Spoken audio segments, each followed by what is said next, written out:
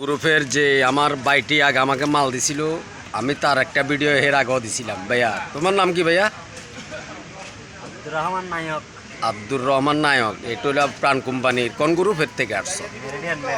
Meridien থেকে আসছে।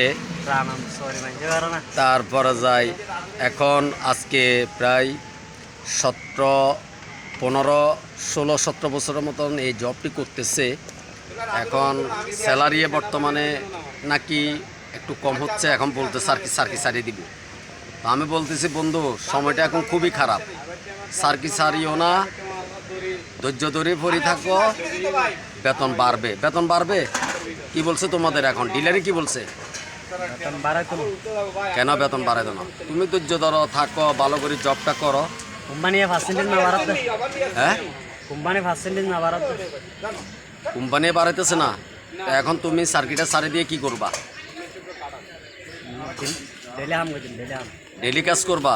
এখন তুমি বর্তমানে স্যালারি কয় টাকা পাচ্ছ? 13,000 টাকা। তো 13,000 টাকা দিয়ে তোমার সংসার চলে?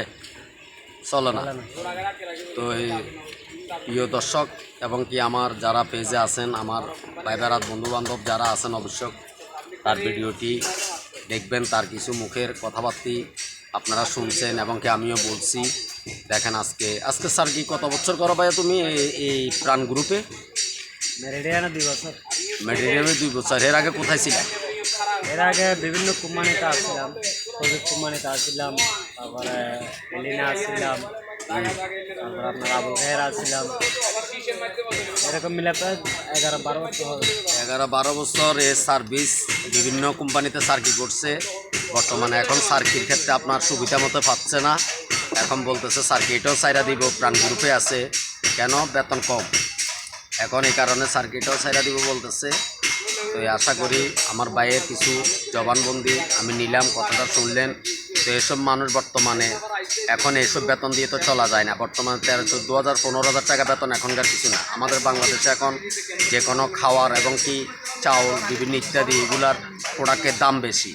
তো সেক্ষেত্রে আজকে মাল কত টাকা সেল দিছ?